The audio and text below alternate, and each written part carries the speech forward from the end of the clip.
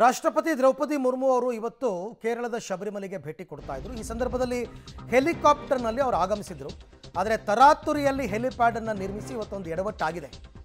ರಾಷ್ಟ್ರಪತಿ ದ್ರೌಪದಿ ಮುರ್ಮು ಇದ್ದ helicopter land ಆಗುವ ಸಂದರ್ಭದಲ್ಲಿ ಸ್ವಲ್ಪ ಕುಸಿತವಾಗಿದೆ।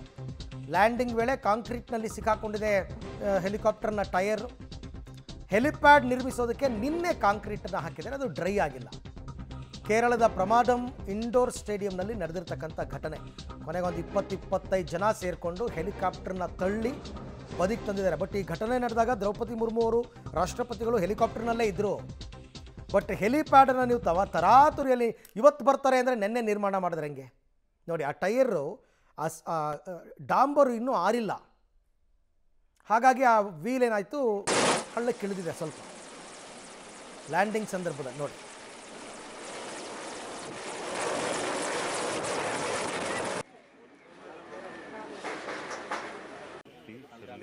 ರೈಟ್, ಈ ಬಗ್ಗೆ ಮತ್ತಷ್ಟು ಮಾಹಿತಿ ನನ್ನ ಕೊಲೀಗ್ ಶಬೀರ್ ಅವರಿಂದ ಪಡ್ಕೊಳ್ಳೋಣ। ಶಬೀರ್, ಅದೃಷ್ಟವಶಾತ್ ಏನು ಅಪಾಯಗಳು ಸಂಭವಿಸಿಲ್ಲ, ಆದರೂ ಕೂಡ ಇದನ್ನ ಭದ್ರತಾ ವೈಫಲ್ಯ ಅನ್ಬಹುದಲ್ವಾ?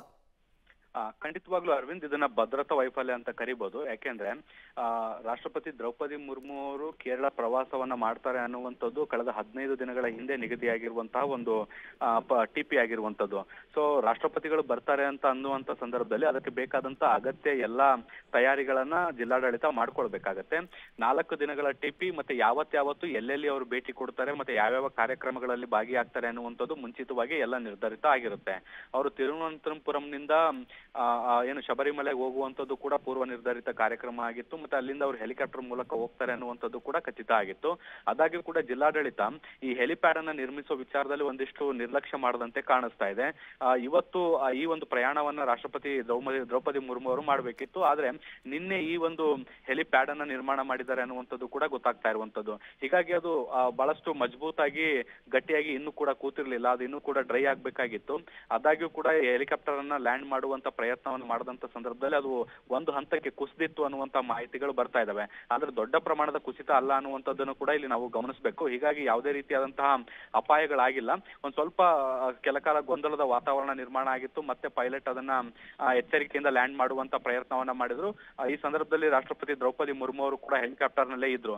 ಒಂದ್ ವೇಳೆ ಅಚಾತುರ್ಯದಿಂದ ಏನಾದ್ರು ದೊಡ್ಡ ಅವಘಡ ಏನಾದ್ರು ಸಂಭವಿಸಿದ್ರೆ ಇದು ಬಹುದೊಡ್ಡ ಭದ್ರತಾ ವೈಫಲ್ಯ ಆಗ್ತಾ ಇತ್ತು।